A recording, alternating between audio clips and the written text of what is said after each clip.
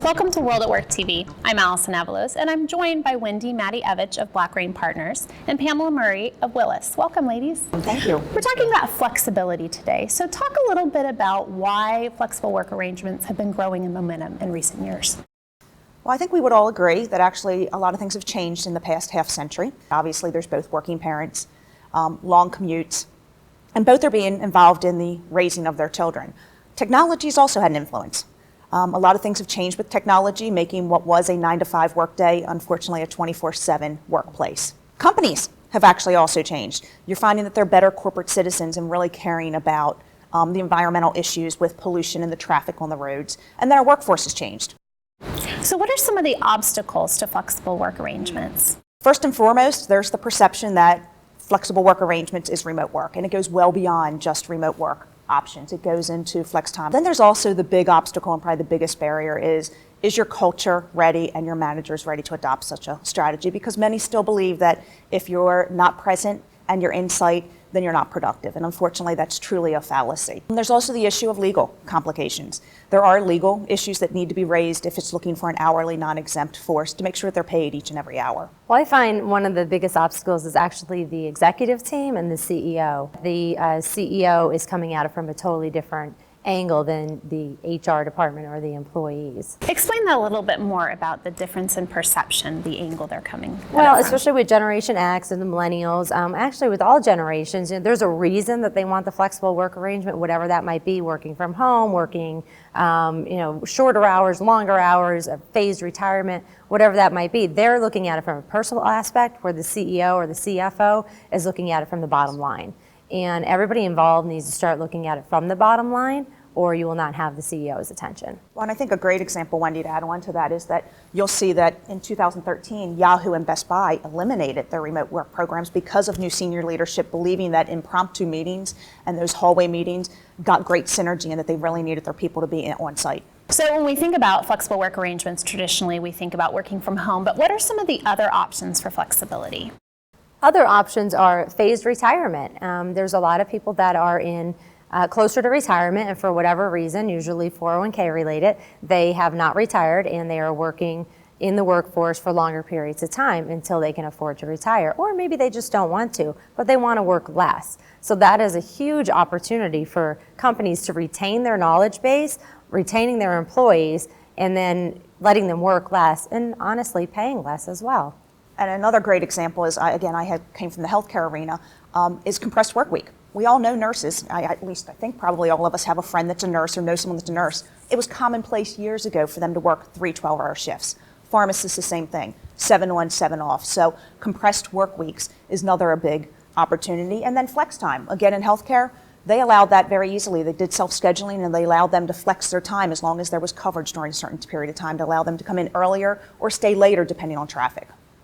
Yeah, I was just going to talk about traffic. I have many clients, depending where you're from and what city you're in and what construction's going on your interstate that day, that week, that month, that year.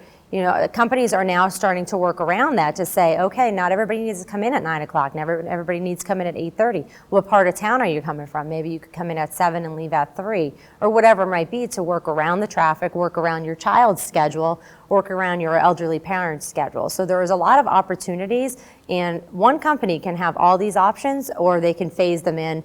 And I truly believe, though, if you don't have any of the options, you are losing a huge employee base. Well, and as Wendy mentioned about the flex time and all these different options, one of the barriers that I forgot to mention was that obviously not all industries or jobs are ripe for flexible work arrangement. If you're in a manufacturing environment, it's really hard to have someone on the assembly line work from home. It's also really hard for them to have flex time. So you have to be creative and look at, again, your workforce to better understand the dynamics. That makes a lot of sense. And Wendy, you've had a lot of experience implementing these flexible work arrangements in various organizations. Talk a little bit more about some of those other challenges that organizations face. Sure. The biggest challenge is first finding out what do the employees want.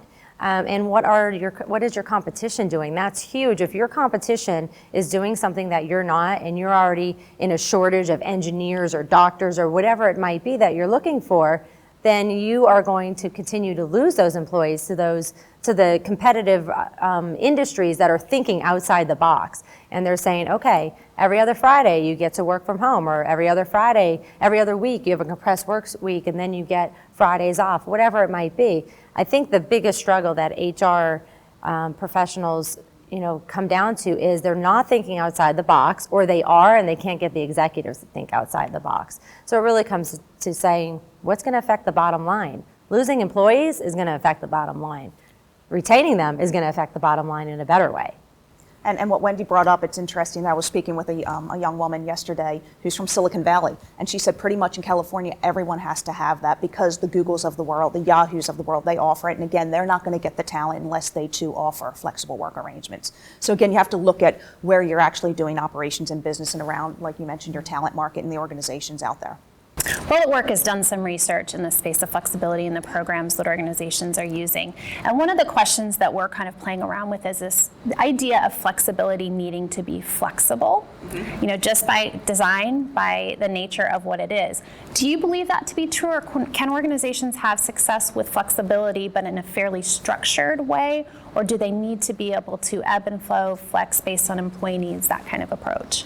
I think it comes down to the industry and what the factors are in that industry. If there is a shortage of talent, then you have to be as flexible as you possibly can be.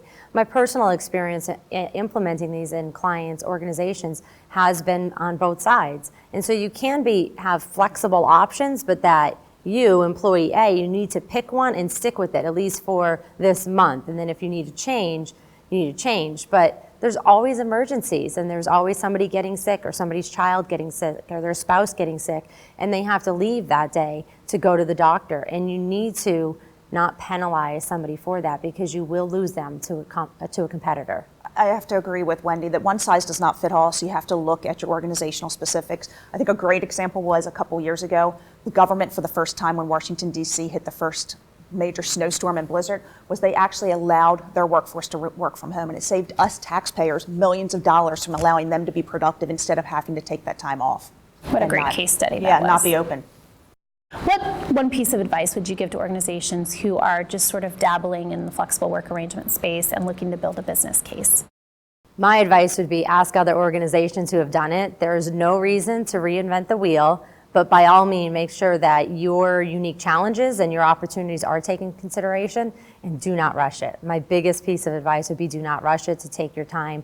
I always implement pilot projects to make sure that it's not a long-term commitment, and you get the kinks out and you see both sides of the equation, the employee side, the executive side. So that's my biggest piece of advice, pilot projects, and don't rush it. Yeah, and I would agree with Wendy, and I would say also that you need to obviously look at doing lots of research. Better understand that it's not just remote work, because that may not work in every organization. Better to understand, again, what the whole continuum is of workplace flexibility, and then do workforce analytics and do what I call gap assessments, needs assessments, and do focus groups to understand better what your employees want.